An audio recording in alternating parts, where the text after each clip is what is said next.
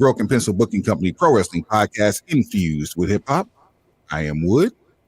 Made daily with organic, farm to table, localized, neuralized, sterilized, Scotch guarded for 2020 repellent, available online, shipped via not available on Sundays. Broken Pencil Logic. You stay classy, internet. I'm Suave Burgundy.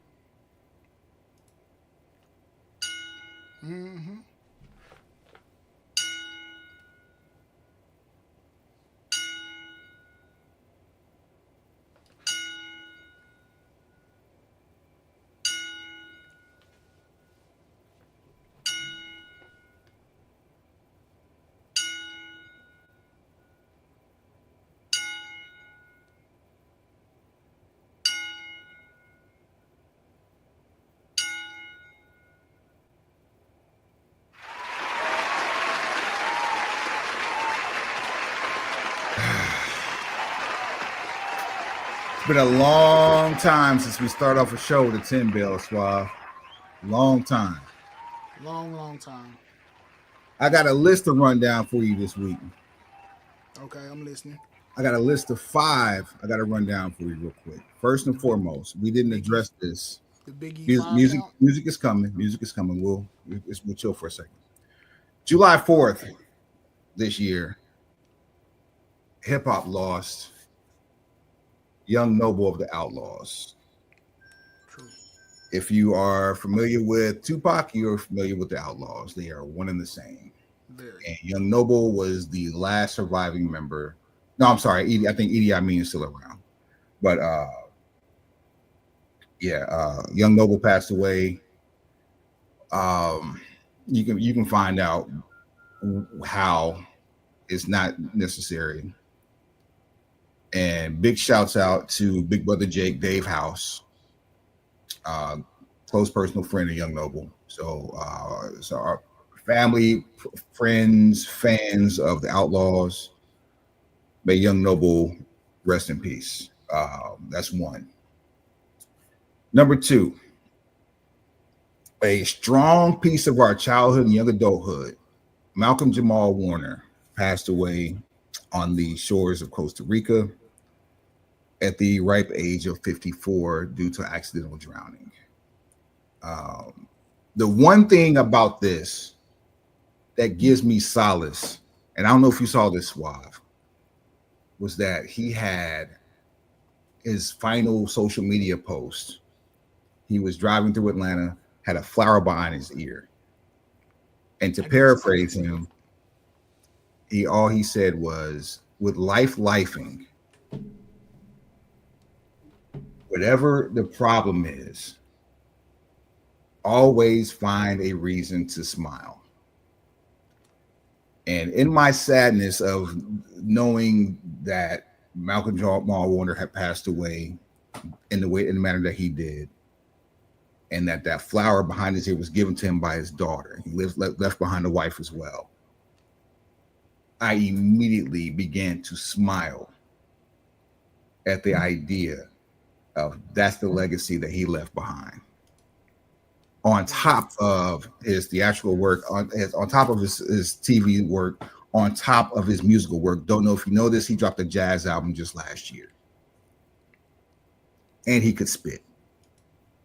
I got some audio to send you later on about that. But rest in peace, Malcolm Jamal Warner. I did see him do some spoken word poetry that was very, very, very close to a verse. Yes. There was hip hop music in the back. He wasn't delivering completely like a rapper, but you could tell he had it in him. Pause. Yeah, he I got a what's the DMX song with Cisco? What they want. Really want. Yeah. I got a verse that he did giving Black history lessons over that beat. Oh, that's crazy. It's nuts. It's something that should have been, if the Cosby Show were still around that time, it's something that would have easily been at the end of the Cosby Show. It's amazing. So that's number 2, Malcolm Jamal Warner. Number 3. Before you go to number 3, I am going to be actively searching a Gordon Gartrell. I will have one. I will own a Gordon Gartrell shirt before it's all said and done. For the pencil pushers, whenever you get that, throw the asset in there and show it on the screen for people that need to know, because that is definitely an iconic piece of television history. Facts. Number 3, Ozzy Osbourne.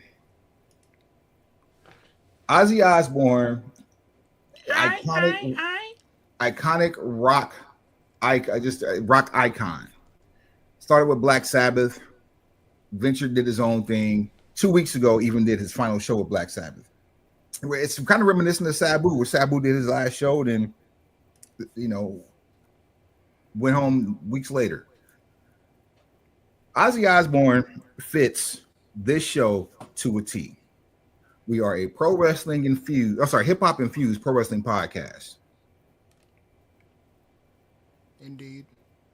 On the pro wrestling tip, it can be argued that the godfather of high energy music, arguably for me, the best entrance music of all time for any wrestler, came via Ozzy Osbourne with Iron Man for the Road Warriors.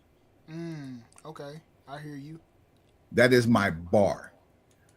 On the hip hop side, the biggest hit for Trick Daddy came at the hands of a cleared sample via Ozzy Osbourne, who graciously cleared it for Crazy Train, which I have seen Trick Daddy actually speak to here recently. The irony of that happening the same week of Ozzy Osbourne's passing. Well, I think he spoke to it in response. He said it before. Yeah, he said it. Yeah, but he had said it before. Yeah. That's what, 3? Is that 3 or 4? That's 4. That's 4. That's Ozzy. That's 3. That's 3. Got 2 more for you. Actually, I got 3 more for you. It's been a week. Yikes. I'll keep this one short. Hip hop influence here.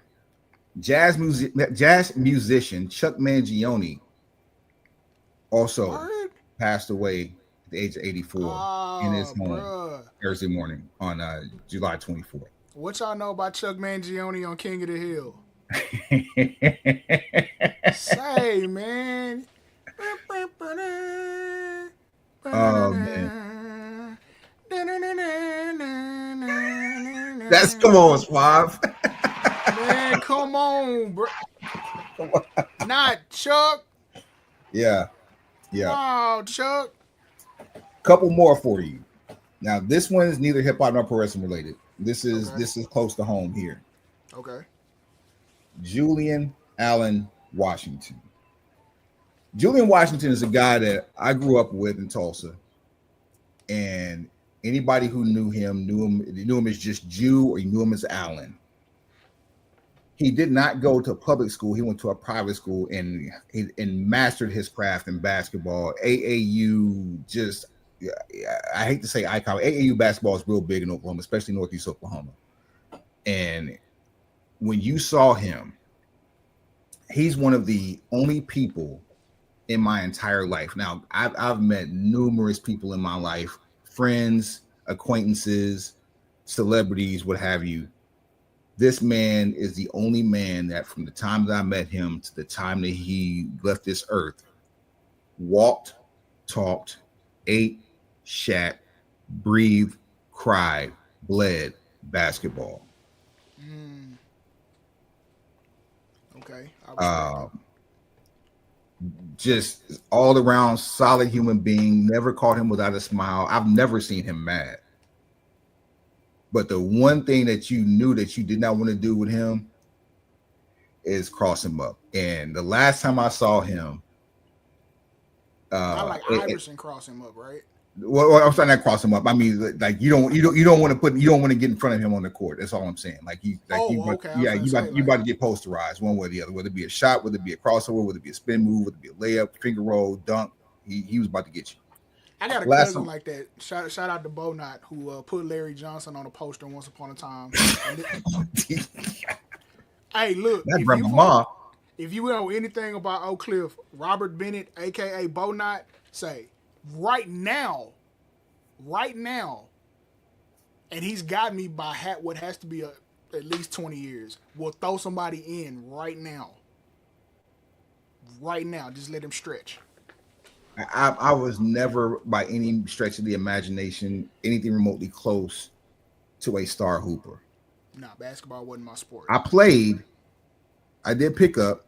That I knew when my time expired too. But the last time I saw Jew, I just walked up to him and smiled. And I didn't hug him. I didn't dap him. I slapped the ground and squared up on him. And you know what he did? He grabbed the imaginary rock and turned to the side. He put himself between the ball and the opponent. Muscle memory, my boy. You got to look. Hey, back up before you get thrown in. Yeah, rest in peace to Jew. Rest in peace to Jew. And then my number 6. You remember the joint? We can take it back to like 99. Clubs still popping, but every once in a while you got to get a little cool out joint. And then you hear Battle Cat just boom, boom, boom, boom, boom, boom, boom, boom, boom, boom, boom, boom. Two brothers singing on the chorus of "We Can Freak It." Yeah, that might be my favorite Corrupt song. Just might be. I got one other than that one, but that's number 2. It's definitely my most played when I'm out. It's in my top 5. I say. Yes, sir, is my number 1. Him and Pete Rock. So I got to go back and listen to that one. Then that's 2009. That's like 2009. Yeah. Calling out names. And I didn't like the beat for calling out names, and he just went on the freestyle with that freestyle disc record. That was what I liked about it. Anyway, let me get back to my tribute. Facts. Two brothers that sang on that song. One of them, Andre Wilson. He went by the name of Dre Boogie. If the Wilson name sounds familiar, it's because it should. He is the son of the late Ronnie Wilson, nephew of Charlie Wilson of the Gap Band. And Dre Boogie,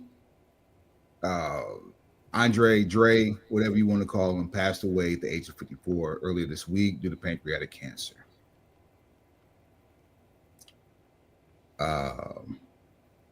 Yeah, shouts out to the Wilson family, my guy Casey, his younger brother, the original Jelly Roll, West Coast producer extraordinaire. Yeah, all the Wilson family, anybody affected by his passing, his family, kids, you know, just yeah, man, it's been a really, really rough week. Baby S was the other brother from the Wilson brothers that sung on that chorus. So we dedicate this week's show to the life, legacy, and memory of those 6 impactful individuals.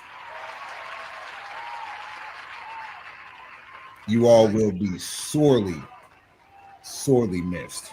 I like it. Yeah. And on that note, Suave, what you got? Let's get to the show. We late, man. We got a lot of wrestling to discuss. Hit the music. There we go. Ask and you shall receive. Give up the jams. 14 minutes of tributes, bro. That's a lot. But necessary nonetheless. I like to start the show off by saying that under no circumstances is anybody ever to bring up who the biggest star in WWE is from now on. This is your daily acknowledgement. This should be your forever acknowledgement. At this point, Roman Reigns is that guy into perpetuity. He is. He had Birmingham, Alabama sounding like Madison Square Garden. I don't want to look. I love Cody. I do. I like him as a person and I like him as a talent. I believe he occupies the space of QB1. But if he's going to be QB1, Roman's like Megatron that runs Jerry Rice routes. Like it's a cheat code. We've had these conversations about pops numerous times on this show, and every time we talk about it, we get deeper into the weeds on these pops. And I told Suave that I judge pops not by how loud the crowd gets, but the damage it does to my speakers.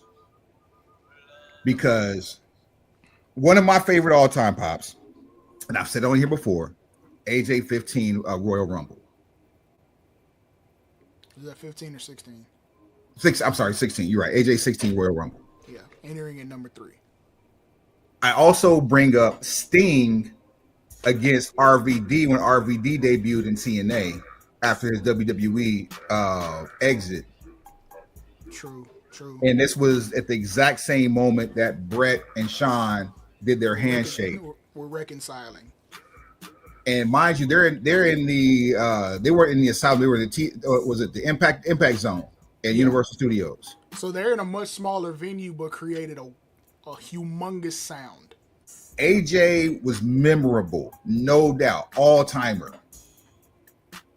If you can find on Impact Plus, if you can find that footage of RVD versus Sting for RVD's debut, where he squashed Sting,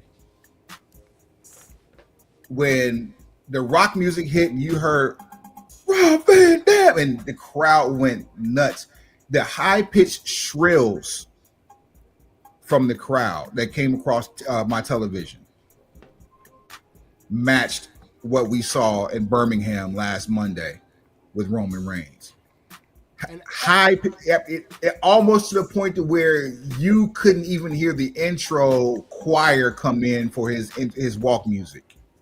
I'll definitely say your method for gauging pops holds water, simply because a lot of these pops in the modern era are happening at PLEs that are typically in stadiums and possibly open air stadiums. Open air, yep.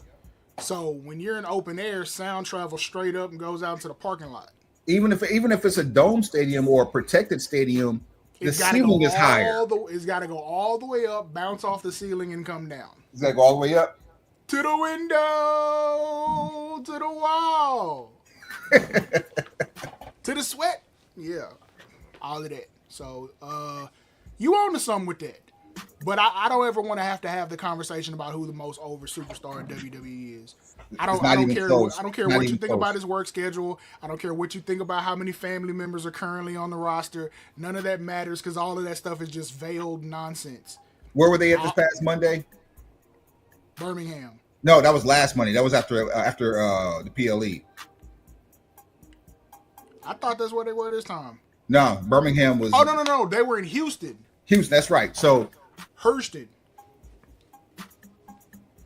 Houston typically sells out at the Toyota Center, but WWE has been having problems with not selling out 100% of their Raw, SmackDown shows, and it all depends on the talent, especially now since we know John Cena's schedule. Hey, Trips. I guarantee you, after Birmingham went off the air, whatever remaining seats were available in the Toyota Center were gone, and with anticipation of Roman. And now with Seth's situation, I am not 100% convinced yet that we are not being worked to some degree. Oh boy. Whether the injury is not as serious as potentially being put on, or that this is a quick detour in order to, one, focus on developing Braun Breaker in Seth's absence, and to play the out of sight, out of mind card, so that when a cash in does take place, it has a lot more wow effect. Surprise element. Yep. Wow. Wow is the word. The element of surprise, because for the last couple PLEs, they literally just have him come out and walk around with the briefcase and either tease cashing it in, or just to show the champion I can do it whenever I want to. That right there was going to get old immediately. two or three more times, and it's like, hey, fam, is you ain't. So taking him off TV, or because he's not gonna do a whole lot of wrestling. If he does have ailments, I don't. And here's the reason I can go into it and say I'm not totally sure if this is a work or not. What has been a year plus now ago when he had the feud with Shinsuke Nakamura, and they were teasing the fact that he was almost a cripple because of his back issues, Mm-hmm. and that turned out not to be the case. Like, he'd been walking around just fine. They haven't even mentioned it. Now, he might have issues with his back in real life, but they played it up the same way that, if for those of you who have this historical knowledge, when Tommy Dreamer kind of feigned retirement back in '99 because he was setting up a program with Just Incredible. And he knew the writing was on the wall because that's when we had all the defects. Mike Awesome had just left. I'm sorry, not Just Incredible. Steve Carino. Yeah, Mike Awesome had just left. The Dudley Boys were on their way out. Raven had to come back. Yeah, this was during that. Right, you right on. Hit the bell for yourself. Right in pocket. Raven had the storyline where they became a tag team. They were tag champs, and Raven was like, "I'm gonna make you keep wrestling till you cripple yourself." So we're gonna keep winning. Yeah, bro. I'm not convinced about Seth, but I don't want to hear anything about Seth being the guy anymore. Been there, done that, tried that, returned it, got another one, voided the warranty, whole thing. Brought extended coverage, traded it in for the newer model. It is what it is. He's the Joker to a Batman. So while we're bringing him up, before we get into the events that we missed, because now we got to rocket it. We had a whole show planned for it. We got to hot shot it though. I got a really dope montage coming up for y'all in the next week or two too. So just sit back, social media platforms. Back now is a good time to plug the socials. Show at brokenpencilbc.com, brokenpencilbc at gmail.com, brokenpencilbc on all things social, at brokenpencilbc on what? Everything. And everything. Brokenpencilbc.com has had some issues with the hosting. We're fixing that now. New site soon come. Already been designed. You guys. We're just waiting for the trigger to get pulled, waiting for the green light, and we're good to go on that. Guess who stepped in the room? Shouts out to SoberVega.com, SoberVega Pro Audio. Shouts out Gary Henry. Shouts out Gary. Go to SoberVega.com. Check out all of the products. Anything you put in the cart, add the code BPBC, get 10% off. That's simple. SoberVega.com. VitaHermosaCigars.com. We are up. If you went to the site in the past week or two and it was down, it's back up as well. Another hosting issue. Good Lord, we got to fix that too. There will be a phone number on there for ordering until the paywall goes officially up due to it being a high-risk business. There are some things that have to be put in place. Age verification will be required for purchases, especially if we do them over the phone. Not putting the number up on here because we're not going to do that. Adulting. Be responsible in your adulting. Vita Hermosa Cigars is a beautiful life. Plain and simple. Indeed, it is. 10% off for a purchase of 10 sticks or more, and we have 6 beautiful cigars for you. I got some early editions I still ain't even smoked. Yeah, and then we got hit them with the tiny URL. Oh, tinyurl.com/BPBC merch. You've memorized it. Hit the bell for yourself. Come on, when you put the tiny URL on there, I don't have to worry about the rest of that stuff, man. Shortlink.io/forward-backwards-black-boo-red hashtag E04432. Like chill. That's like them self-generated passwords they give you when you can't make up your own. Yeah, I remember that. Never. Yeah. And speaking of BPBC merch, this is the OG first edition merch right here. You know what I'm saying? This is what we got the first season. This is what we So took. This is what we took to AEW Greensboro. Revolution, Yeah. Greensboro Coliseum for Sting's retirement match. In a Yeah. world famous QR code shirt. Oh, so for that event you hit me for where we was trying to gauge the tickets, you got to Yeah. pull that one out. Pause. Done. Say less. That's the one. That's it. I also have the sign of signs for this one. Uh-oh. This because I told you where I'm going to be. You know they're gonna confiscate it at the front. Nah, not this one. Nah, this one might get us signed. With the way we talk, Wait for it's it. some stuff we might say in the remainder of this show that make sure that never happens. Oh, I know why y'all here. I know why y'all here. The suspense is killing them. Hold your beer. Matter of fact, drink it, get another one. I mean, And it better not be Great American either. could have had a beer sponsor right here. However, looking for 3. Ooh. Hey, shout out to Petty. Petty just texted me like when we first got started. About milking it? Yes, pause. Yeah, no Diddy whatsoever. Real it's quick. Gonna be a half hour worth of video packages on SmackDown. Oh man. Oh boy. Oh, if there's ever a time I want to see Seth Rollins, it's right now. Also, damn it, Seth. See, this is why I want to like you, but you mess shit up. When I need you to be on TV here all the time. When I need you on TV right now, where is the Velveteen Dream when I need him? Until I see Sports South in the background and a wheelchair entry into a medical facility and a before, during, and after video of Seth, I'm not believing that this knee injury is surgical. They need this man in a wheelchair like Vince McMahon 98, like Bret Hart 97, like so many greats before. Jack Victory for like 3 years in ECW was in a wheelchair with a broken leg. Iron Mike Sharp still wears an arm cast. My God, today. My God, today and tomorrow. AEW Revolution. Hey, gang, D'Lo Brown wore the chest protector for like a year and a half. D'Lo, what up, baby? Whichever the very first one he wore that one. Yeah.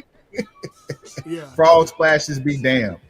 AEW Revolution in Dallas, in Arlington, rather, was a hit. All in. I'm sorry. All in. You're right. All in was a hit. All in Texas to be exact. The card did not translate to how well the production was. I won't go so far as to say it was their best. It is arguably their best pay-per-view. They're touting it as their best pay-per-view because of what happened during the pay-per-view. But there are others. Oh, go ahead. I'll say top 5 for sure. I was gonna say, you think this is their best domestic pay-per-view? I don't know, man. Greensboro was lit. Greensboro was lit. And there was a specific reason they were lit. Yeah, the card was lit. There was a specific reason they were there. We saw things there we never see ever again. They made Globe Life look good for $30K. Man. I had my issues with certain stuff, but I can't take away from the job they did. They should be commended for the level of work they put in. They really put their best foot forward to pull up, so that means they'll probably be back again, which is a good thing. But of course, a good thing, yeah. As we talked about on the last show, I had somewhere to be. I do have a correction to make on that. It wasn't the 1965 state championship, it was 67. Okay. So the Lincoln Tigers of St. Augustine, Texas won 2A state in 1967. Got you. Okay. Right on. Oh, speaking of which, Hall of Fame type. Hey, little, you know what I'm saying? Got to mount that on my wall here in the office here soon. Got that wonderful name on the end of that. Championship DNA. Yeah. Coach Dave. There you go. Let's run down. We won't run down the whole card. Standout moments for you. Now, mind you, it took Suave and I Now I watched the show in real time, but I only watched it. I couldn't hear it because of the prior engagement that I was at. Swab was actually at his event while it started because it started 3:00 in the afternoon. Right. By the time it ended, it was only like 9 p.m. Saturday night's main event's going on. We're in the middle of Saturday night's main event while AEW's wrapping up All In Texas. It's just counter programming at will. We thought we were ODing on wrestling. We really OD'd. It took us a week to watch AEW All In Texas. Legit. All In was a 6-hour show. Take that how you want. So to fully digest the entire program and like really have opinions about these different matches and what you like, what you didn't like, if you're not watching in real time, when you try to go back and you're trying to do it during the week and you have new programs popping up as that goes on, yeah, it took about a week. I'll tell you what stuck out for me. Aside from two of the opening matches, FTR versus the Outrunners was amazing. The fact that Outrunners came out dressed as Newports was ignorant. I really hope it's not the last we saw them because it seemed like that was the last we were going to see them, but I hope it's not. I feel like they should probably be on Wednesdays a lot more. I think they need to run at the ROH tag titles. I mean, that's cool and all, but we need the TV that people are watching, not the TV that people have to pay an additional amount of money. Well, yeah, you got a point with that. But I think the reason why they put them on Saturdays more than Wednesdays is the fact of them being a throwback. It harkens back to Tony Schiavone's heydays back with WCW.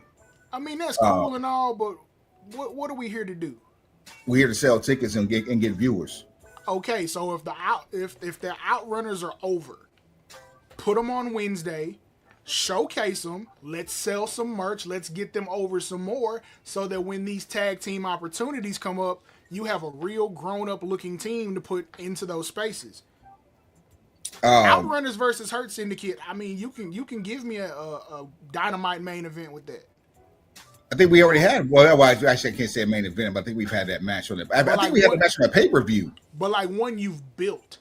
One where the Outrunners just getting their ass kicked for no reason. Yeah. You've actually put effort into.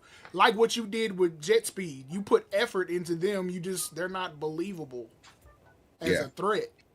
Yeah, I won't. Jet gonna be all right though. Jet's got a long road ahead of him. Speedball crash out, bro. All right, Joe, get well. I hope you got some more filming to do because not saying press that runs. Yeah, there you go. It's time. It's time. Season 2. Season 2. It's time for it. Premieres on the 31st or the 20th. I don't appreciate mentioning Hook and not seeing Hook. I'm not too sure where that's going. Because if you kick Joe out of the ops and make Hook the leader, that group still doesn't look worth the damn. Hobbs should be in the Hurt Syndicate. He should be the replacement whenever they kick Max out. Which apparently happened last night or Wednesday night on Dynamite. Nah, they're gonna do the whole vote thing, 3 thumbs. Like Lashley's down, they're gonna have the other 2 vote. Shelton's gonna keep him in. So is MVP. Eventually, they're gonna do 3 thumbs down, kick him out. But that didn't last long at all. The new car smell on that one wore off real quick. It barely had new car smell going in. Dustin Rhodes finally wins the singles championship in AEW. It's not a world heavyweight championship. I'm not concerned. You couldn't make him Ring of Honor world heavyweight champion. You don't think that was a good look? I think that's coming, especially considering this is like the deal he just signed. But you wasted the reaction. That part, especially in Texas. And you made him already pull double duty. So if you would have did a supercard, it would have been fine. But you didn't. I mean, it's cool that you got the reaction in front of that crowd. Right. I just feel like, okay, had Jericho still been Ring of Honor champion and Dustin Rhodes beat him at All In Texas and had that same post-match reaction, I think you would have had a more substantial moment. Let's see that's just here. me booking in hindsight. Tony Storm and Mercedes Moné. I did not see Tony Storm retaining. I also didn't see Tony Storm having a dinner fest in the middle of the ring. The internet is a strange place sometimes. Like, Are you that hard up? Like, I get it from Tony Storm's perspective. Like, her whole It's her or it's character pushes the line. character. I'm glad you said that because I'm about to say a word I hate to say. Yeah, her whole character pushes a line. Yeah. Got it. It's raunchy humor. It's, all of that. Totally get it. And it doesn't offend me at all. I grew up watching ECW. I know where this type of stuff comes from. And I will say post press conference, we had Gang. Wait a minute. Price just went up. Mr. High School Holler Ron Murray talked to Athena That Elite school Wrestling drive next week.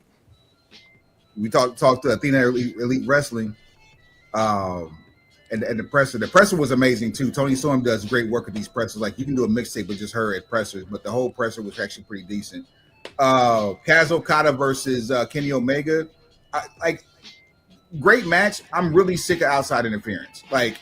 Even though Don Callis only put his hands on Kenny once, just the idea that he's outside of ringside, just stay on commentary and leave the rest alone. Hangman Page, John Moxley. Good God. This match was the answer to the question, how much is too much? The fact that John Moxley didn't even stay off TV a week is crazy to me, considering the fact he was hung from a chain. Oh, that wasn't. He was stabbed in the head repeatedly with a fork. Abdullah, straight up Abdullah.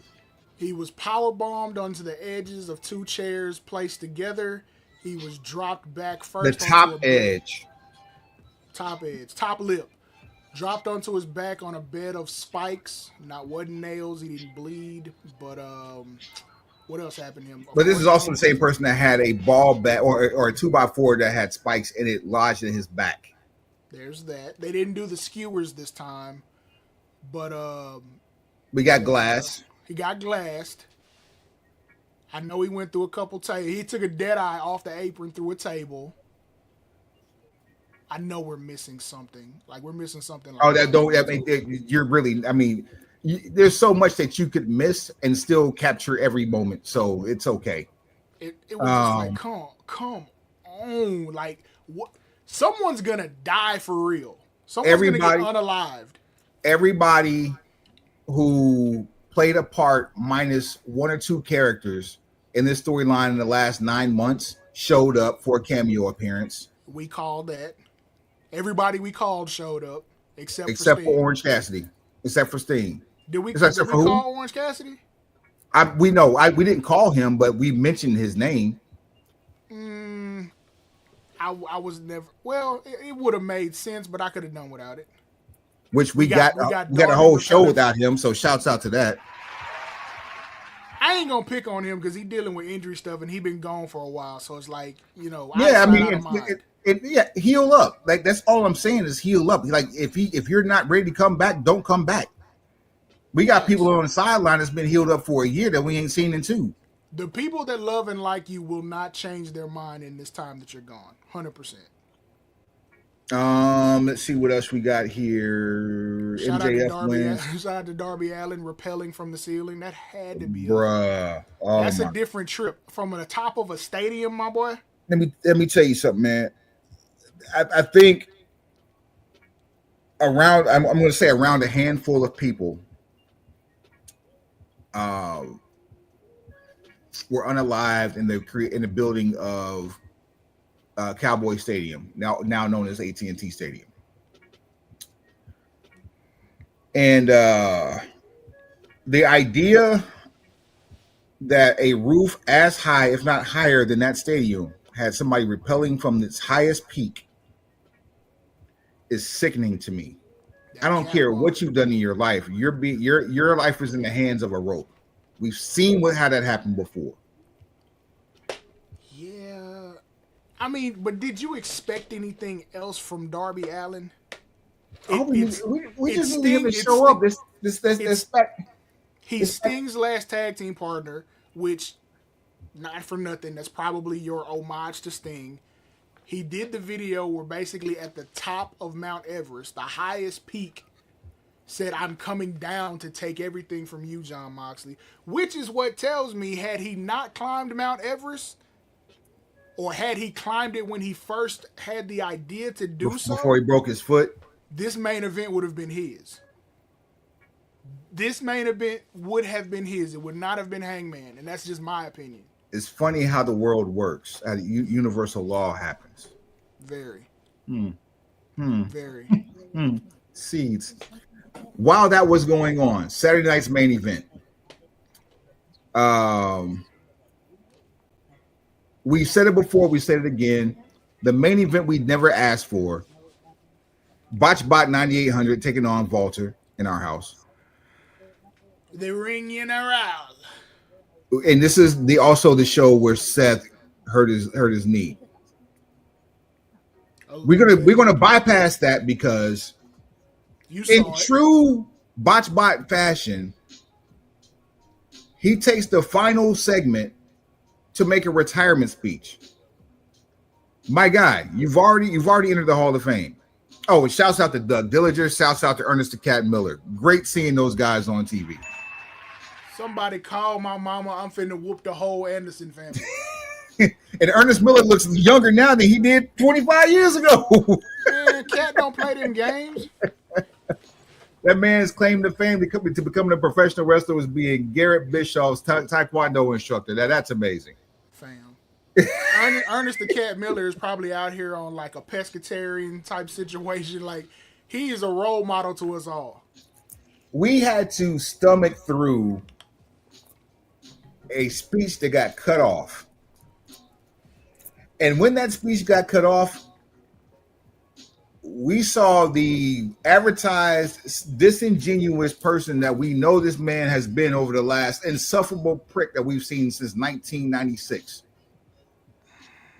come out on social media and on websites talking about the scenario that led up to or that as far as his speech was concerned. And of course, I think now, would you say Peacock has the whole speech released? I didn't go back to check. I'm not going to find out either. I'm just saying it's there now. But it may be, but yeah. Here's my thing about the whole speech. If you wanted to get a whole speech out and make the whole thing about you, you should have gone on first. Go on first. You can have all the time you want to tell the story you want to in the ring, and then you can have your parade afterwards with your speech, and then everybody else will have to make up the time difference. Absolutely. Versus you want to be the main event because it's your night, it's your hometown. You want to be the main event. You want to have the match you want to have. And then you want unlimited time plus a run over on network television to tell your story. When we know timing when you get to public speaking is not your best thing. Let's talk about timing, shall we? Can we talk about timing? Time! There was an issue where we thought for the weekend of Evolution, rather, the women's pay-per-view. Saturday night's main event and the Great American Bash and Monday Night Raw, that ticket sales were slow, subpar, lacking, and or indicative of the product that was being sold. Oh, I so forgot about this. Yes. And I told you, that's because we talked about this on the show about how there was no star power, there was no brand recognition in this year's version of Evolution. Before I finish my thought, let me give a mental standing ovation to WWE Evolution. Facts. I didn't have to see Trish Stratus versus Tiffy Time. Every other match on that card over-delivered. The crowd was amazing. They shrunk the stadium. They shrunk the arena to give a better product due to lack of ticket sales. By shrinking the arena, I mean they brought people down and they closed the ramp in tighter to give it a more intimate feel, which you've always said, Suave, do it in a more intimate venue. It's And an intimate event. It's a niche event. It's for people who appreciate women's wrestling. Great Make American it Bash, go ahead. make it special. Great American Bash was also booked in Center Stage, which was a venue that you talked about that had, and they had less than 1,000 fans inside of Center Stage, which okay. Monday Night Raw at the State Farm Arena had less than 10,000 people in Atlanta, which Atlanta is always a hot wrestling town. ATL ho. The one thing that we can give Vince McMahon credit for when it came to venues, when it came to scheduling events, was also knowing what was going on around you. What in the blue hell, who in the blue hell was behind the wheel when they decided to book WWE in Atlanta for 4 events over 3 days on the same weekend? The number one box office attraction for concerts worldwide is doing a 4-day stretch in your city in one of the biggest stadiums in this country. Stupid ass boy. Like what? And you have the caucasity to pass it off as if it's unimportant. Unmitigated gall. Got in the presser and said, "I didn't know why there were so many white cowboy hats. I thought it was a cowboy jamboree." The most celebrated melanated woman on the planet is in an 80,000 seat dome in the same city. Dome. You have 4 events in 3 days in arenas. One is a theater, and she's got 4 shows. So what? And a large portion of your crowd in Atlanta are also melanated. And struggles got picked that weekend. What would have been the idea would have been to offset the time and or day with this Evolution show in order to work out a working agreement where you can send talent to the show and you can possibly get some sort of video interaction from Beyonce. Here's where it really would have worked. Because of the situation going on with the Cocoa Butter Combat Club, you could have it where Bianca goes to meet Beyonce. That's probably your best marriage of that. So it's like, hey, they get to talk, do some backroom, green room type stuff. Of course, you can pre-record it because she's got 4 shows, but you can play it however. Then you get big homie Naomi, who shows up uninvited. Start some smoke with Bianca, and now you have a situation where you can possibly persuade Beyonce to be at SummerSlam. Doesn't have to be in an in-ring role. Doesn't even have to be near the ring. She could be in a suite.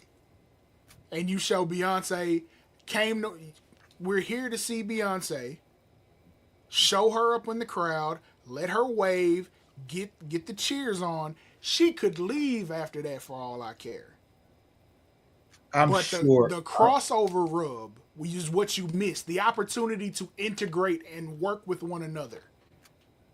God forbid you get her on WWE TV. I'm sure. Don't quote me on this, but I'm sure, considering the media prowess Atlanta has, that Beyonce made a stop through at least one of the radio stations there. Okay.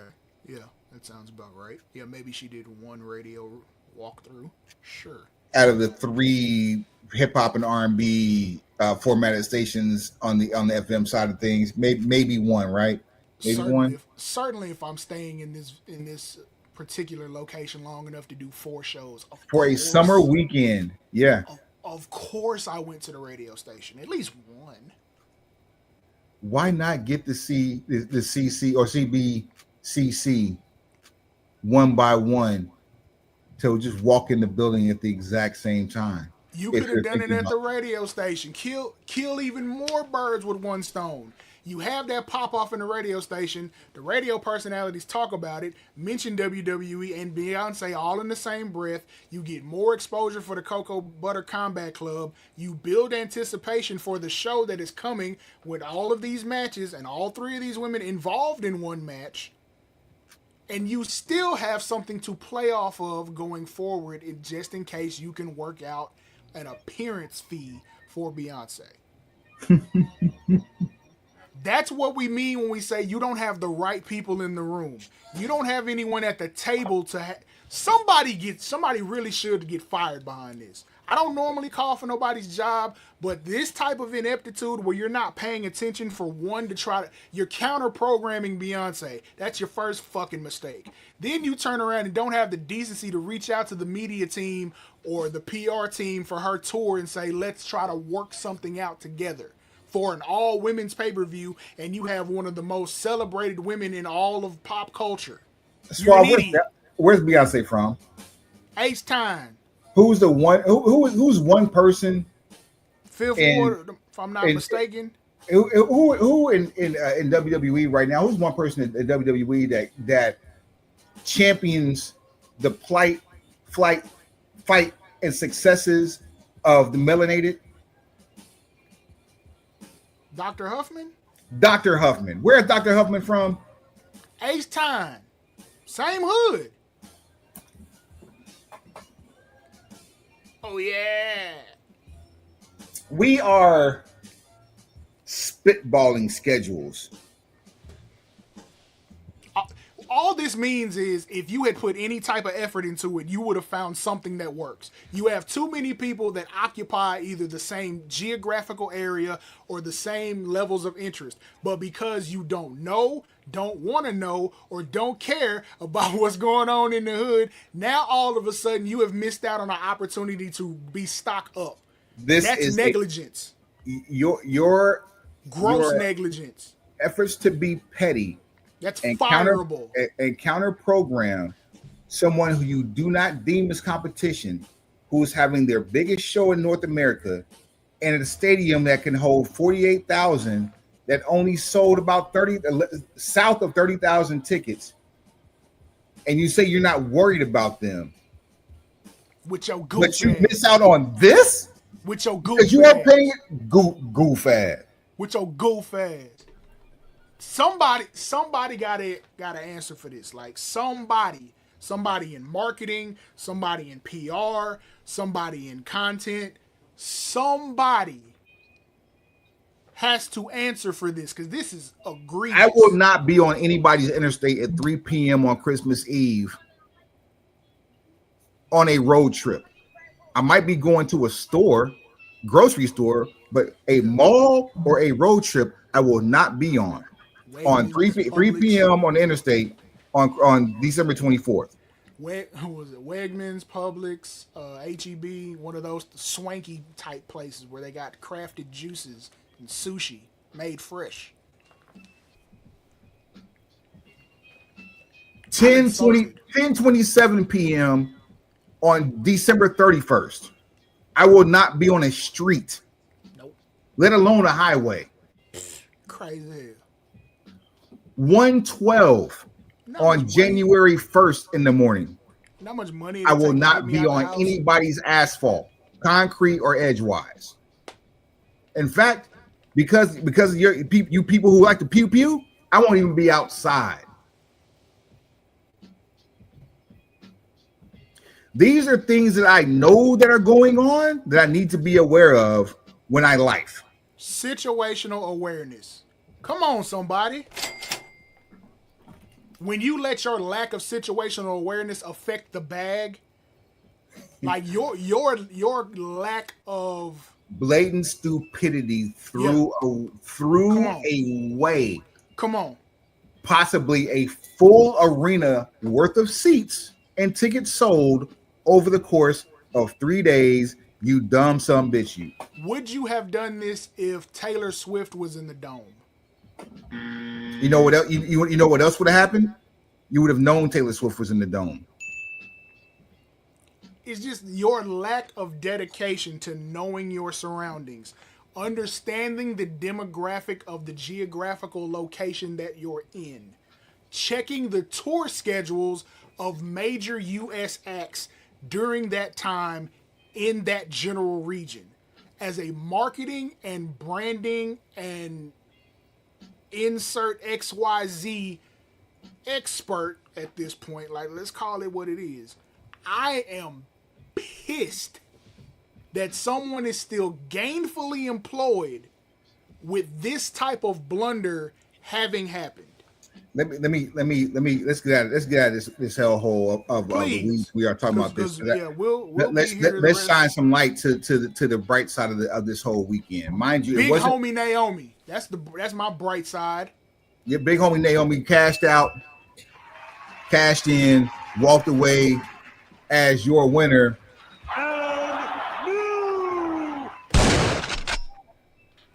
Bruh. Bust a nigga ass. Hey, yo. You snuck. I owe the swear jar, but you snuck one in on our pre-roll from last week. I didn't sneak one in. I snuck 5 in. I was trying not to keep count, but yeah, I did, and I left them up there for a reason. I'm gonna take it down, but I had to give enough time for it to breathe. But yeah, I snuck 5 in. Yeah, I mean that buzzword is gonna work towards the end of this presentation. Not to poo-poo the Rhea Ripley, Io Sky / Naomi cash in, or the unmitigated duffing that Jay Cargill gave Naomi on the Saturday Night's main event. Say they had a main event caliber match too. At first, I was kind of upset that wasn't the main event, but since they made it right at the end, I was like, cool. Yeah, that the match they had, the no holds barred match. I mean, that was a really great match, and I forgot that Naomi had the briefcase because of how that match ended, which was great storytelling there. Can you imagine how much bigger that would have been had the Cocoa Butter Combat Club had some type of interaction with Beyonce over the last couple of days before the pay-per-view? Speaking of Beyonce, stupid. Let me give you the ticket numbers. So it was July 10th, July the 11th, July 13th, and July 14th. So there was a day off in there. But still, we know some people in Atlanta went to 1, 2, 3, and or 4 shows. Facts. And they're not going to spend extra money on a wrestling show, even if it is on an off night, because that dome can be a lot. And Mercedes-Benz Stadium. Beyonce's tour grossed, the Cowboy Carter tour, grossed $55,424,228, setting a new record for the stadium's highest reported total revenue, surpassing her own Renaissance tour record of $39 million in 2023. Put another $250,000 on it. I guarantee you could have got a walkthrough. Total tickets sold, Suave. You want to take a stab at this one? What's the venue size? Hold, please. I believe it's 80,000, but let's double check because they never pack those stadiums out because these are for the Beyonce show. Beyonce, yeah. So yeah, 80 something. Let's modestly say she got 60 plus. Per night or total? Are you looking for an average? The expanded total capacity with SRO is 73,019. Okay. I'm gonna say. So what are we looking for? We're looking for a total number of. Got total for 4 days. 220,000. 205 to be exact. 205,909 is what the actual number was. Average of 51,477 tickets per night. $13.8 million per night revenue per show.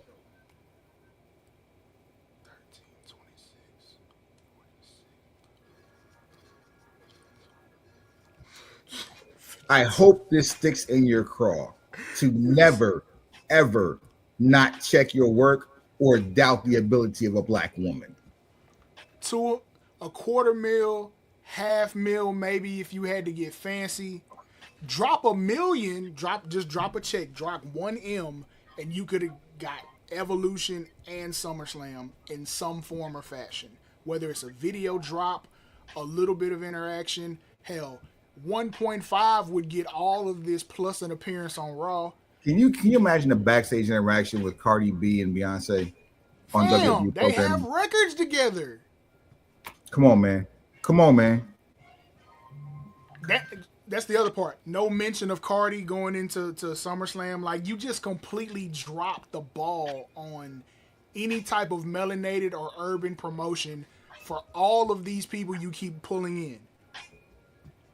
Which, okay, since we're on the subject of outside of wrestling talent, urban talent coming in, this whole thing with Travis Scott has gotten completely out of control. And here's why. Shooting all these extra slugs at Travis Scott after the fact. Here comes your hook, which y'all been waiting for. Is coming. This is your segue, folks. I'm warning you. All of these slugs that everybody's all of a sudden now shooting at Travis Scott, that's your own fault because you didn't properly vet Travis Scott before you put him in that position. That is your fault. You were clout chasing, and that's what happens to people that clout chase. They get left holding the bag. So for Drew McIntyre to get out on Jake Paul's podcast and say you ruined our WrestleMania main event with a 6-minute walk-in, a 6-minute run-in. First of all, somebody had to book it. Yeah, start there. Second of all, somebody had to book it. Third of all, somebody had to approve it. Number four, just like Bill Goldberg, nobody asked for this either.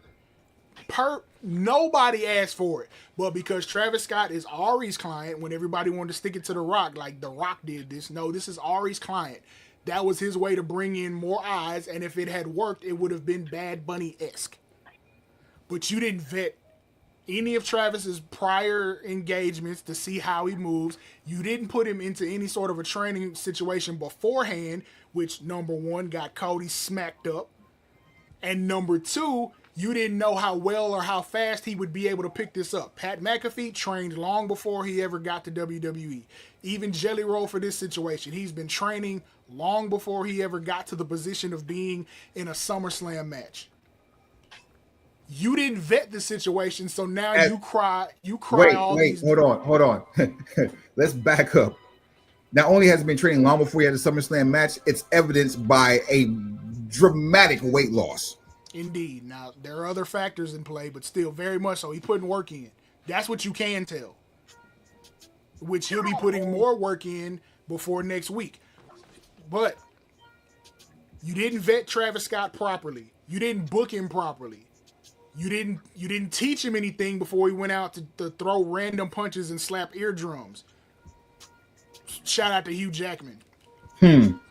So now that it doesn't work out and he's got schedule conflicts or he's not all the way committed, now we shooting slugs. Not us. We knew better.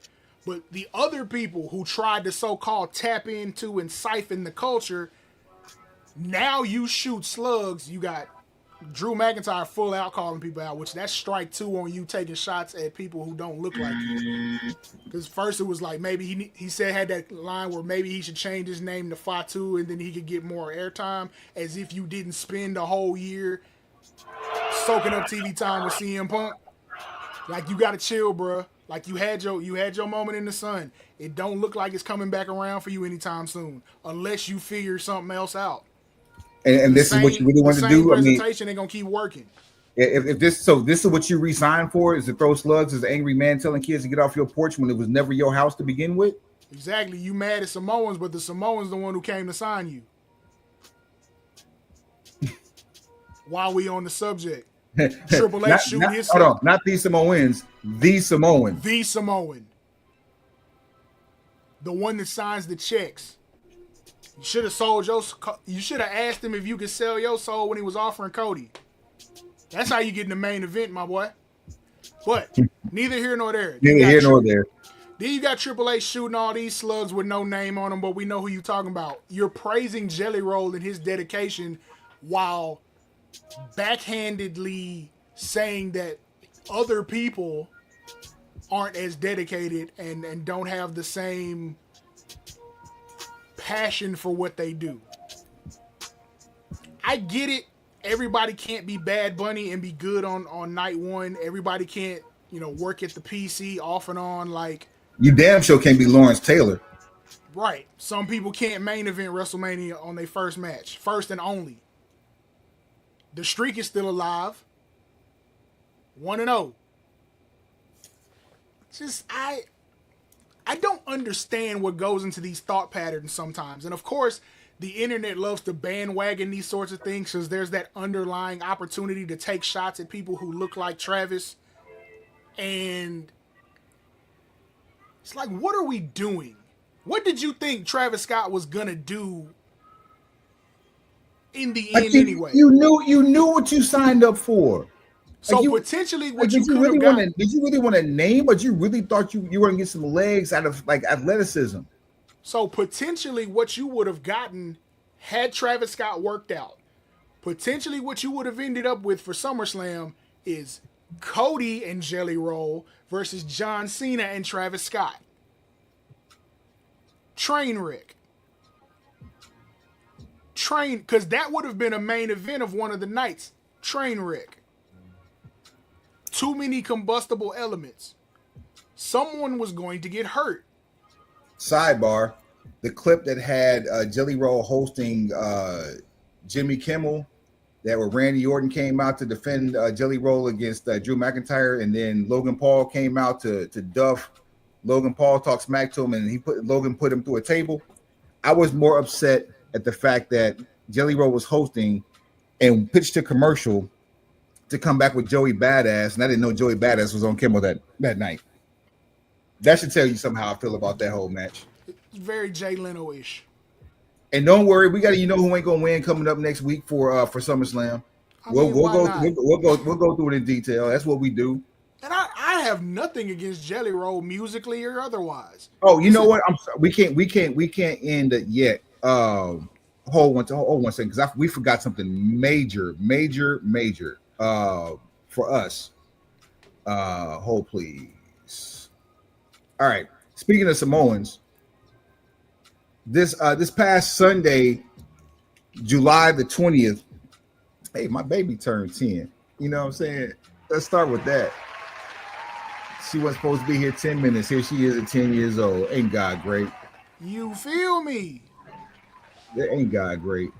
Slammiversary happened at the UBS Arena on Long Island, New York. And shout out to the Trick and A champion. The Trick and A champion. He went stock up with me this week. You out there talking like your knees ain't got no expiration date. And he did it at Raw in Houston. He got off. He got off for that. Yeah. You all right with me for that one? Everybody just knew Mike Santana was going to win that match, but Trick retained. Everybody, I did not see JC Jane becoming JC 2 belts. That's for sure. I mean, if I watch the product, I might know better. Fourth Rope has a partnership with TNA. We talk about Fourth Rope all the time. Shouts out Business, shouts out West Side Gun. Representing Fourth Rope, the flyweight champion, Real One, Enzo Amore, teamed up. Bada boom, realest guy in the room. Teamed up against the HOG World Champion, the fourth Rope Heavyweight Champion, Zilla Fatu. Gang. And Who's gang or don't bang? What's the guy's name? Bishop. Steve, I forgot his first name, but his last name is Bishop. He looked like the clone of a young Sid Vicious. Yeah, I noticed that. I was like, Josh Bishop, yeah. He had a very 1995, 96 Sid look to him. Slick back blonde hair, black tights, black boots. Black vest, white tube socks showing. Panda. I got bros in Atlanta. Every good in the finna. The significance you could have invited event, designer out. Like, what? The significance of this event is the fact it's the largest attendance for any TNA live event in North America. Anything came close to that in the last 12 years was TNA Lockdown 2013. I'm excited for TNA's next TV deal. You I land this wonder in the where they're right going to spot. end up. And Yeah, I you hope land this in the right spot. There's gonna be some smoke. Yeah, I like the co-mingling of NXT with TNA. Keep it where it is, where you sprinkle some talent back and forth here or there. Don't oversaturate it, because then you'll run the treads off the tire real quick. Facts. There was one other thing though, because there's a whole issue with Cedric Alexander and Mustafa Ali, whereas Tasha Steelz has actually taken over the faction that they were in together, and Mustafa Ali is actually signed with is on the side of Tasha Steelz after they fired Cedric Alexander. Okay. As a flag bearer to the faction,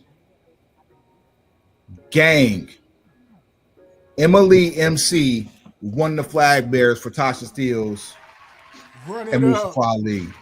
Run it up.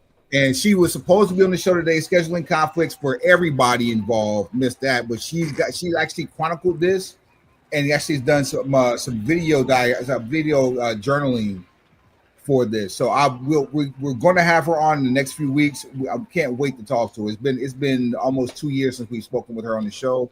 One of the better episodes, one of the better episodes in our whole catalog is when she was here with Mega Ran. Bruh, it goes to the archives. Yeah, that was a pre-video episode, straight audio. I believe it was episode 176. Good on you for knowing the number, because boy, I'd have fumbled that. Yeah, and the show itself for the most part was actually pretty decent, man. So you go check it out, Impact Plus. Go and watch TNA anniversary or Slammiversary rather. AJ Styles had an appearance there, and unfortunately, like I was expecting like a Hall of Fame induction or a match or something, but we didn't get either. All we got was a rub. So just be patient. Suave. Yeah. Is there anything else you would like to do before we take him to the house? It's so hard. No, it's really not hard at all. Bye.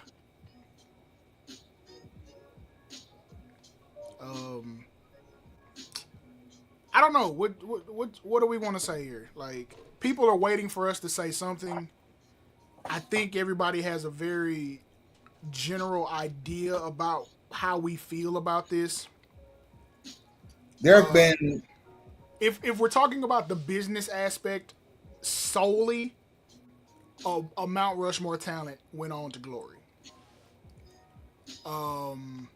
Arguably one of the most financially influential people in the pro wrestling industry in history. Certainly the biggest of his time. Definitely not the biggest of all time. No, not even close now. Yeah, it's like in the world of pro wrestling, a superhero and an icon, an earner beyond earning. Had two major runs as the guy. On both sides of the fence, too. On both sides of the fence. Rescued one company from obscurity. Put the other one on the map completely. Yeah, so if we're talking about just business, it's a notable loss. And one that should probably generate a lot of income if you're able to put some shirts on sale, I guess. It's polarizing.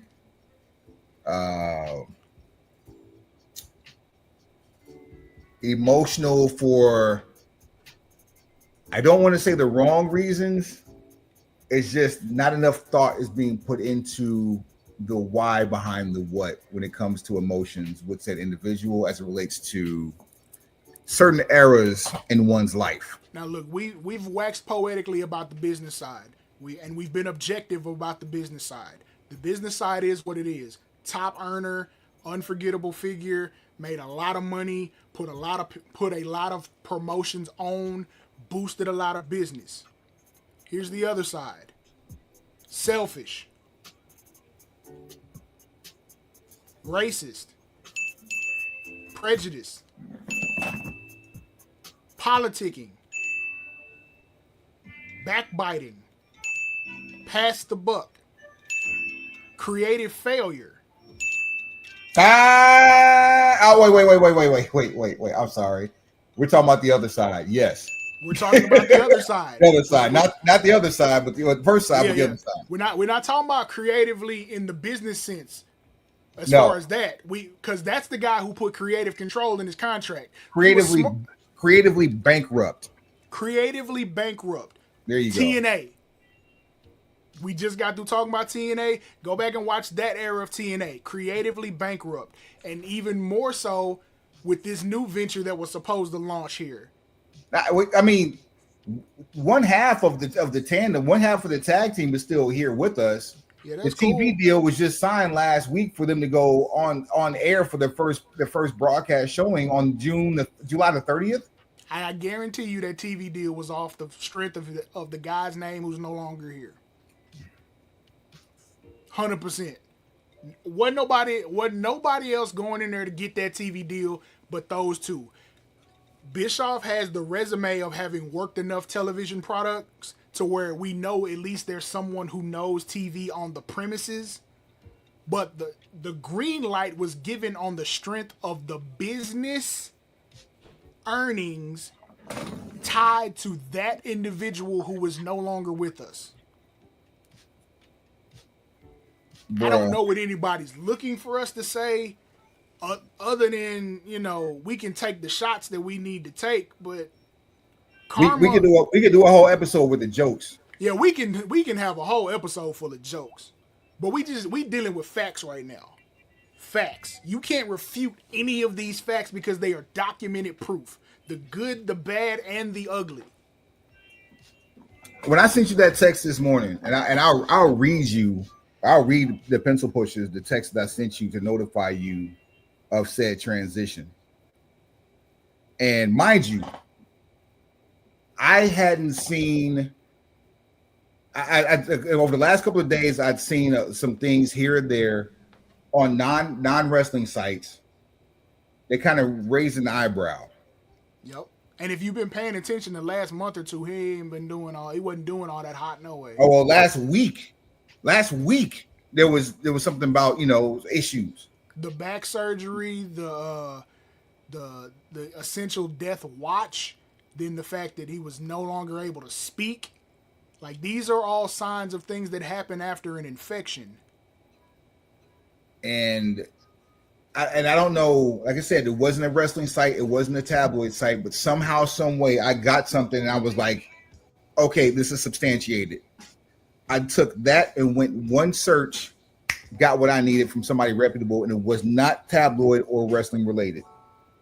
And I sent to you, I said, hashtag GTT, because that's what we refer to him as. Good hashtag try, Terry. Thank you. Just Patrick got his Clark. gasoline draws. Thank you, Patrick Clark. When you sent me that, I just thought he said something else stupid. Or did something else really stupid.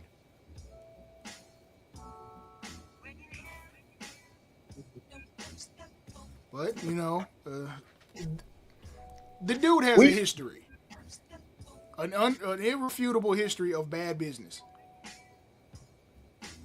Just does. Call it what you want to. Now, him buying Hooters was probably going to work out for him. Simply because you would have turned Hooters into a central hub for the kind of people that participate in his type of activity. And as evidenced by the launch of his beer brand, in which, and it's a perfect marriage partner for the beer brand. He had a melanated individual who was contracted third party. He sees her, realizes it's a person of color, makes her excommunicado, and replaces her with 4 prime Hooters candidates. Which doubles down on the level of idiocy that happened in the so-called stage sex tape. The whole Gawker Media thing and Bubba the Love Sponge. Like, you got some questionable homies, bro. I bet Jimmy Hart would have told you not to do that. And Jimmy stayed down with you 10 toes down. Same thing with Brutus. Brutus still carrying a bag, an ounce or two in the airport for you. Like, what are you doing? Well, nothing now. Look. Fertilizer. God finally decided to book himself to go over. No creative control here. God said, you're putting me over. I'm getting my hand raised this evening. No run in from the Iron Sheik needed. But he waiting on you with that steel chair. I humble you. That's assuming they're both going in the same place. You know Sheik will get a day pass and catch you in purgatory if it's like that. Because the Sheik ain't got he doesn't have a limp anymore. If everything we believe about the great here and beyond is true, where, you no longer have any of the ailments or afflictions that you previously had, you're basically moving around. The Sheik was an Olympic level athlete at one point in his life. So if the version of the Sheik that is and upstairs, Get Try Terry never was. Shout out to Matsuda, because, legs get broke. If the Sheik has returned to Olympic form, I'm sure he can get a furlough or a day pass to go meet Buddy in purgatory if they not going to the same place. He gonna get that fade. Period. That fade is getting got. And my money's on the Sheik. I love our brother Tony Snow. That's my people. Indeed. He found himself in the crosshairs on social media today about this. Whereas he took personal umbrance with the fact that people of color took issue with him for memorializing Good Try Terry as a talent in a good light. But he prefaced by saying all the things damn near verbatim that you just said that I over. And it's social media, so you should only take it with a grain of salt. Right. Tony's very passionate about what he does. We do know. And it's part of what makes him great. But his ability to think critically is what makes us like-minded. It's why he's in the circle. We don't just talk nonsense. We talk wrestling. We talk wrestling business, and we wrestling talk business, and marketing, we talk life, creative life, all of these things. And I really hate that he is non-melanated, having to defend his love for the melanated because those who are melanated that don't know him don't understand him. That's not right, not fair. That's because you don't hold conversations with the peanut gallery. Social media is not. So what I always say about the comment section? Comment section is where logic goes to die. Stop me when I start lying. This is why in my social media channels when I'm operating, I don't do a lot of question asking. I'll give you a recap of something that's already been done. I will post an opinion that does not have a question mark attached to it. I will place other content out into the world that you can respond to positively, but there's nothing that would result in a debate, because to debate, I'm not here to debate anyone. Only my equals. All others I teach.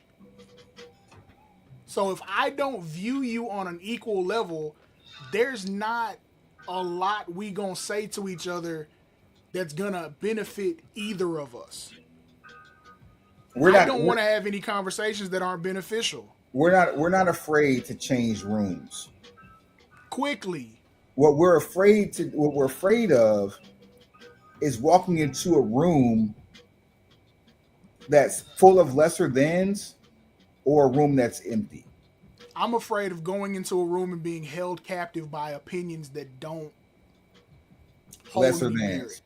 Lesser you know than. what I'm saying? Lesser than. Like for instance, here's a prime example. A kiddie pool is deep to a midget. Lord Jamar, famed MC, actor from the group Brand Nubian, is a devout member of the Nation of Gods and Earths. For those of you not familiar, 5% Nation is their other name, but the actual name of the organization that they represent is the Nation of Gods and Earths. He has gone on record numerous times as calling white people devils. one of the most famed hip hop club records of all time, one of the dopest beats we've heard in the 90s, is a song called Punks Jump Up to Get Beat Down. It is literally an anthem about physically assaulting homosexuals. And people sung the lyrics because that's what we do with songs, is that we sing songs and don't know about what the things that are being said, even though it's right, they're literally hanging it right in front of us, hiding it in plain sight. And Tony equated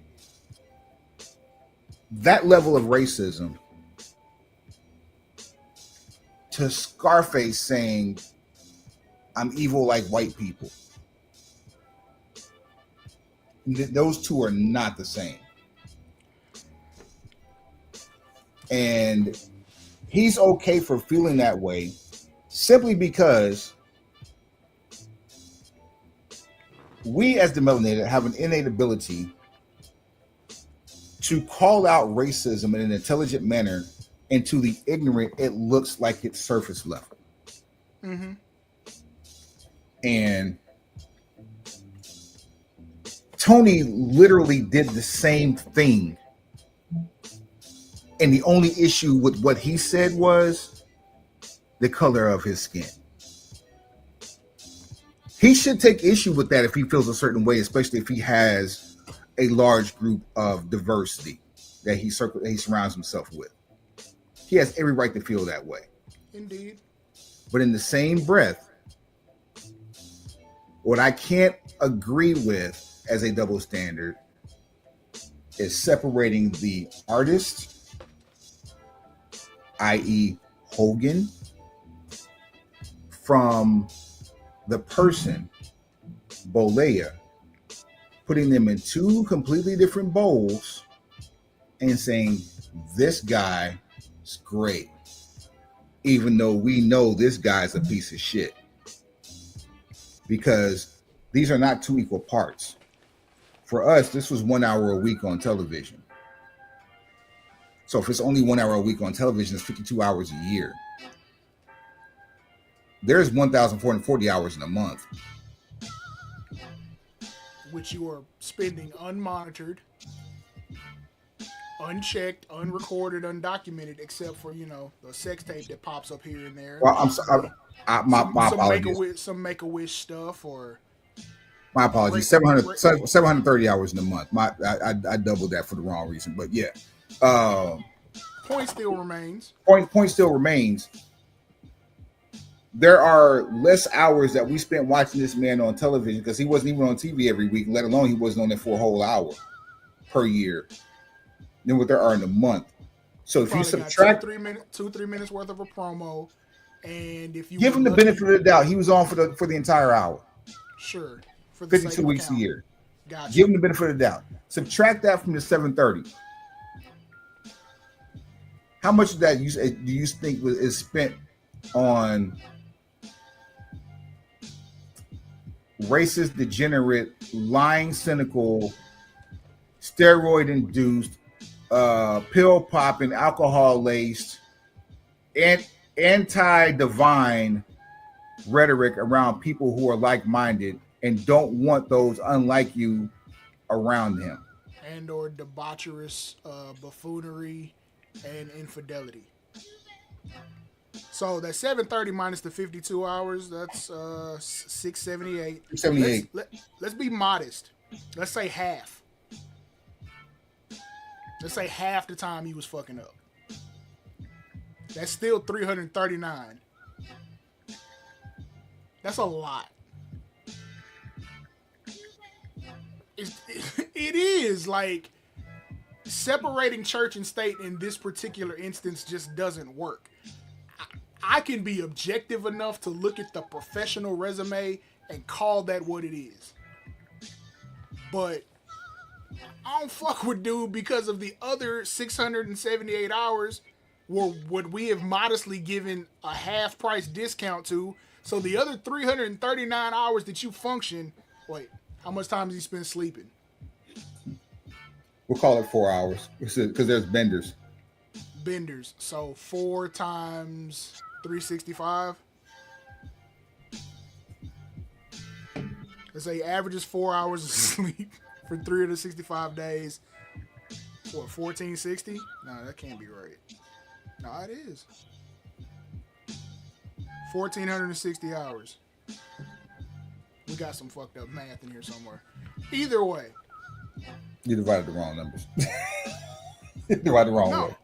No, we're multiplying. So it's 365 days in a year. You say he sleep 4 hours a night. That's 1460 hours of sleep a year.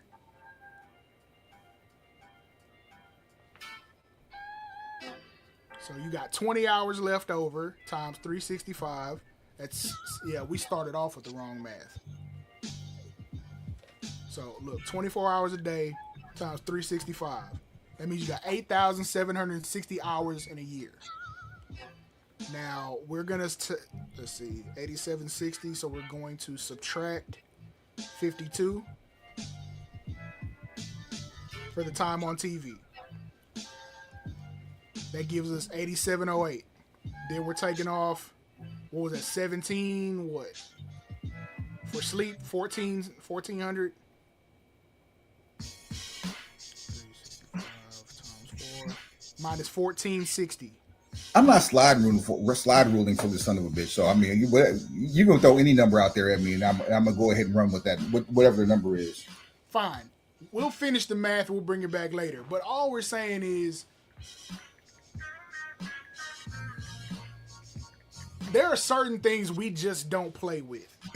Let's just keep it G. It's certain things, and I feel comfortable speaking for my co-host and Sahab in this situation. There are certain things, certain conduct pieces that we don't play with. Those conduct pieces being the following: violence against children, the elderly, or the mentally/physically incapable or inept. All things that are near and dear to my heart for various reasons. We don't play with either of the R words. Taking it by force or the ostracization of a group of people based on their cultural origin. Those are all easy ways to get an instant fuck you from us. This case is no different. Unforgivable. For life. I like that alley-oop you just threw. For life. So, it's fuck you for life and in death. Unmoved, unbothered. I'm bothered that I'm about to look at all these video packages that's finna go up over the next couple weeks. Well, over the next week or so. Especially because SummerSlam is coming. Yeah, you're going to have to...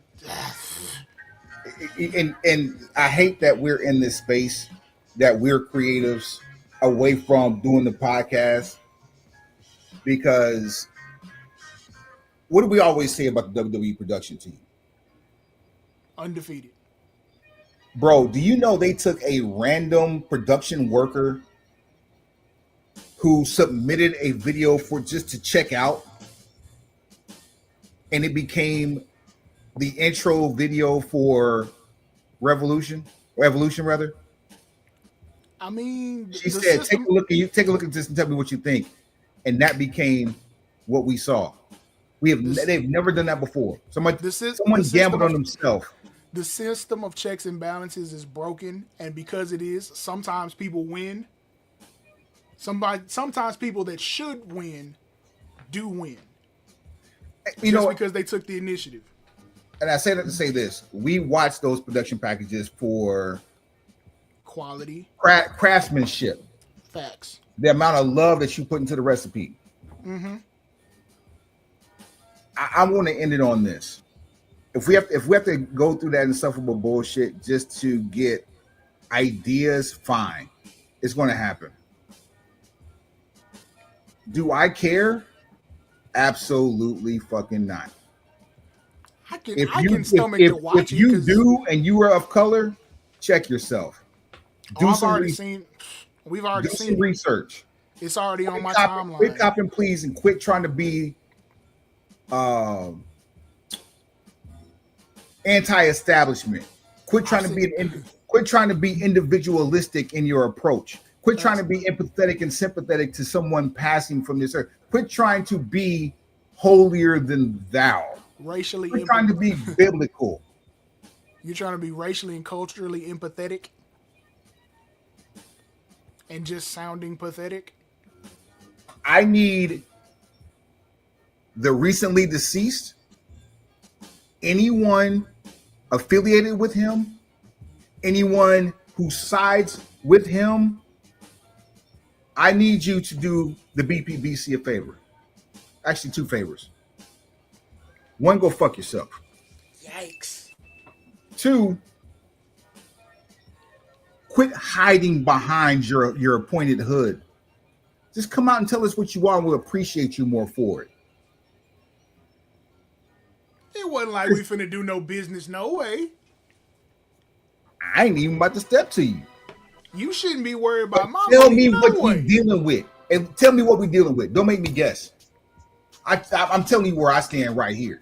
I'm with you, cause we've already seen people take the approach. This is their childhood, and they don't care what else he did away from that. We just did a makeshift breakdown of how many hours of the day weren't spent creating your childhood. He created your childhood in the same way a DoorDash worker dropped off your lunch.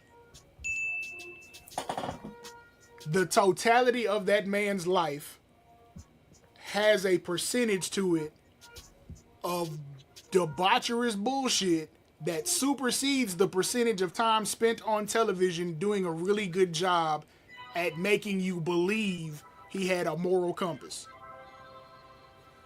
I am a real American, fight for the rights of every man. I am a real American, fight for what's right, fight for your life. Wait, no. Fight for what's right for every man. And that was the first part.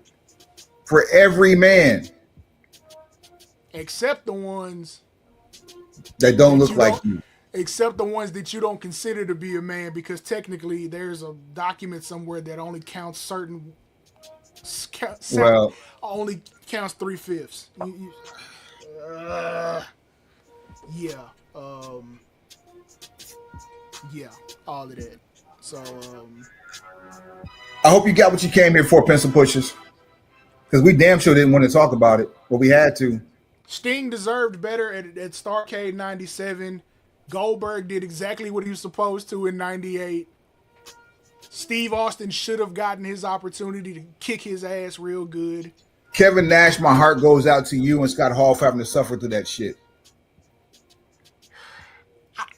Kevin Nash, with the type of work Kevin Nash has been doing on social media and Twitter, I'm wondering how did they really even coexist? Yo, hold on. Before we get out of here. All right.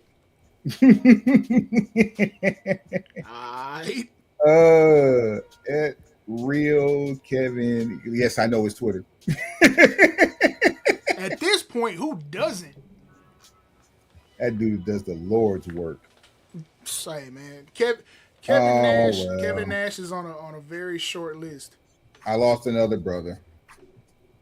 Icon doesn't even touch it. Rest in power, my friend. NWO for life and beyond. Y'all made a whole lot of money together. I understand. Yeah. I get it.